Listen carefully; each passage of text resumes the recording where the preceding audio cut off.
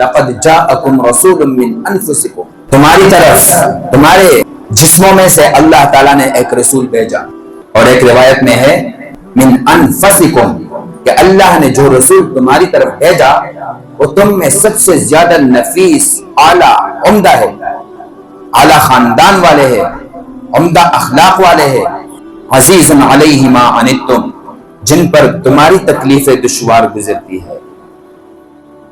جب ہم نماز نہیں پڑھتے حضور کو تکلیف ہوتی ہے، لیکن ہمیں اس تکلیف کا احساس ہے.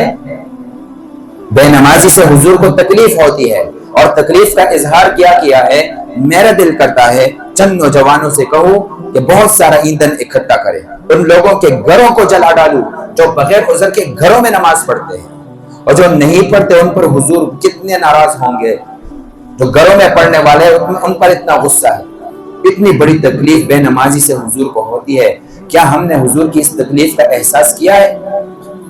کبھی کیا ہے؟ اور تمہاری معمولی سی تکلیف بھی حضور کو برداشت نہیں. اللہ نے قرآن میں کہا حسیس علیہ ما عنتم، تمہاری تکلیفیں ان پر گراں گزرتی ہے. تم جہنم میں جاتے ہو، یہ حضور کو برداشت نہیں ہے. تم جہنم میں جاتے ہو، آخرت میں رسوا ہوتے ہو، قبر کی پریشانیاں خریدتے ہو، حضور کو یہ برداشت نہیں ہے. اس لیے تمہاری ہدایت کے لیے عرب کی تپتی ریت پر گھنٹوں گھنٹوں حضور آپ کے لیے روئے ہیں. تمہاری ہدایت کے لیے حضور نے طائف کی تکلیفیں برداشت کی ہے.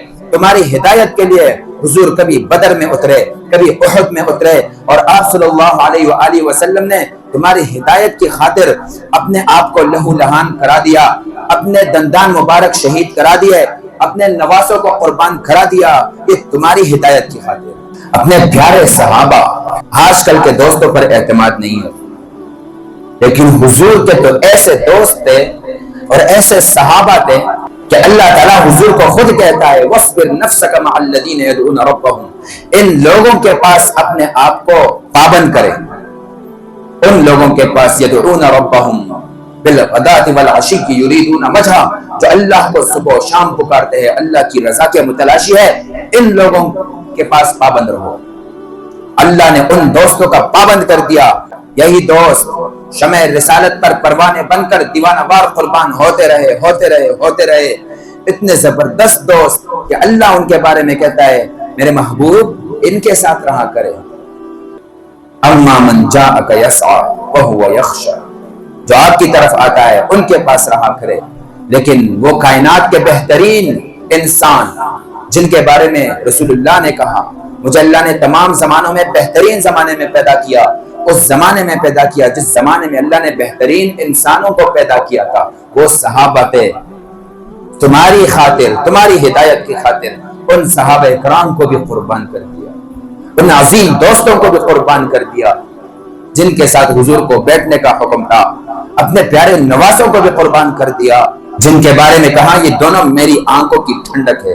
ہمیں حضور کے ساتھ وفا کرنی چاہیے. وہ نبی جو ہمارے لیے روئے، وہ نبی جو ہمارے لیے تڑپے، گھنٹوں گھنٹوں عرب کی تپتی ریت پر روئے، ہم نے اس حضور کے ساتھ بے وفائی نہیں کرنی ہے.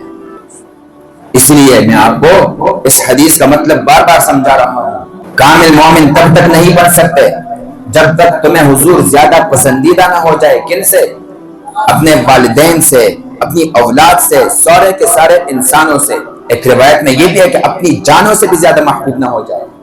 اپنی جان کی خاطر، اپنی جان کی خاطر، اس کے تقاضوں کو پورا کرنے کی خاطر کہیں حضور کی چاہت قربان نہ ہو جائے.